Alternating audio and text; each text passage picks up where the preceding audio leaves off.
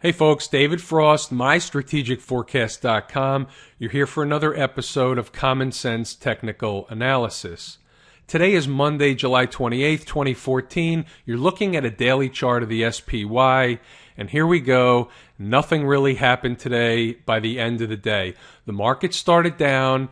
It broke this 50 period moving average, the 20 period moving average, the red line, and then it bounced back, got defended, and primarily light volume will do that. Now, today we had just short of 70 million shares. We had 69 million shares. Now, that's not light volume, but it's certainly not nowhere near heavy volume. That being said, the market floated around and it floated up starting in late morning, and that was it for the rest of the day. It was just a float around day. So that's what we had. So here's what I want to do. I want to keep on the theme from Friday where we started talking about evidence, and I'm going to use an existing trade that I gave to my members as the evidence that I want to talk about tonight. So last week on Thursday, the transportation average seemed to be what I would call rolling over. Okay, so right here on the 23rd, the transportation average seemed like it was making a high and then it was failing. Okay, so when my indicators tell me that's happening, what I did was I went to my list of transportation stocks and I know what I'm looking for, and I went over to FedEx. Okay, and the reason I went over to FedEx, because if you look here what Thursday was, okay, Thursday, if the transportation average failed and FedEx started to fail, it was going to make a lower high. And when stocks make a lower high, they're susceptible to go down, in this case, a lot more than the index.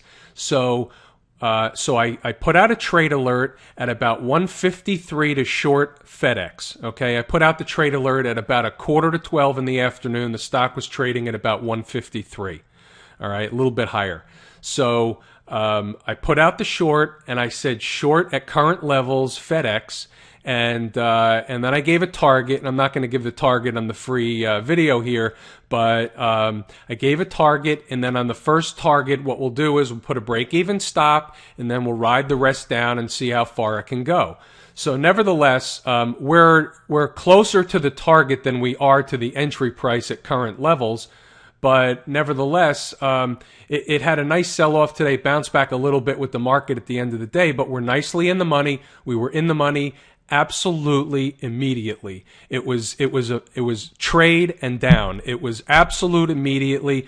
It sold off Wednesday, Thursday, Friday, and today. Okay, so this is a nice trade, and this is an example of using common sense analysis.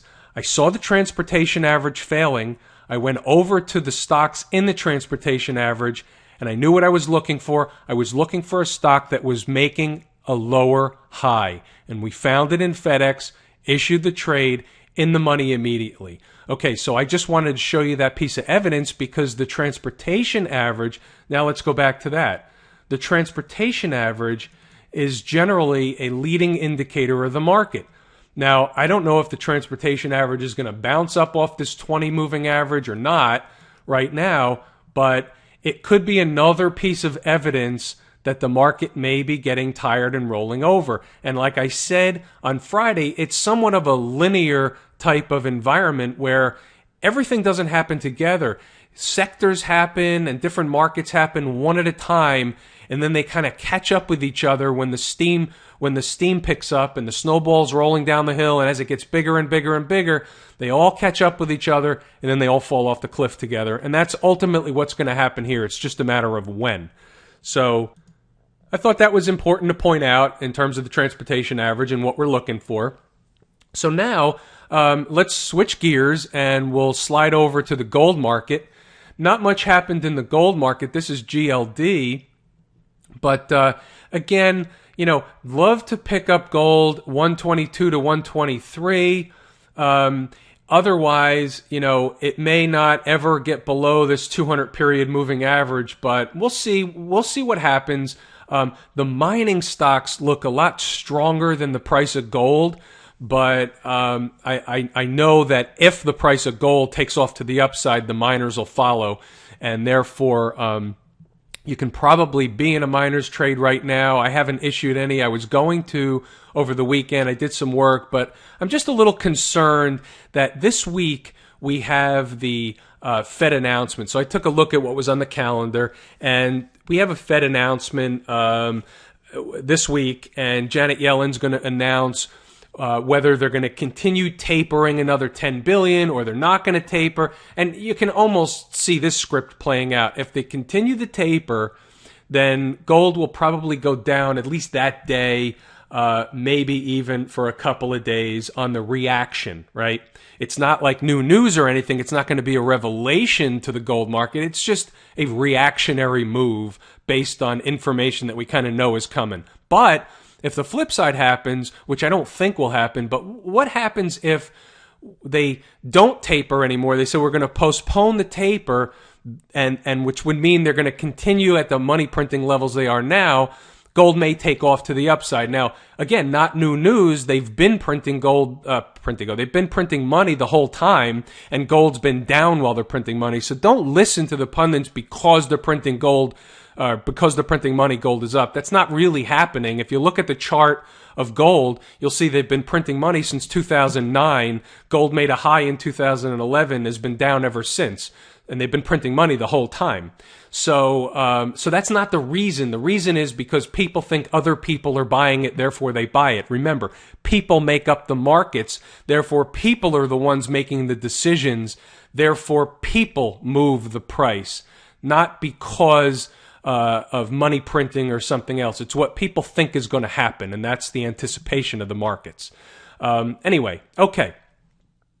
Since I mentioned it, why don't we just slide over and take a look at the GDX, which is a basket of gold miners, and you'll see that GDX remains strong. I mean, this is definitely a bullish pattern, making this sideways consolidation for quite a long period of time.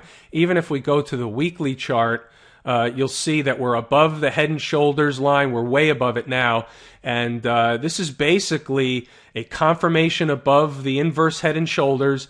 And we're making some sideways move here. Another week or two of this, and boom, it's all the way. It could be all the way up as high as 38. But we're not going to wait that long. We'll take some off before that happens when the trade gets issued. Let's take a look at the interest rate market. So here's the 10-year. Okay, so the 10-year interest rate was up a couple of ticks today, not much, but we're still holding this low. We're still holding above the 200-period moving average on the weekly chart, and we're waiting. We're buying time.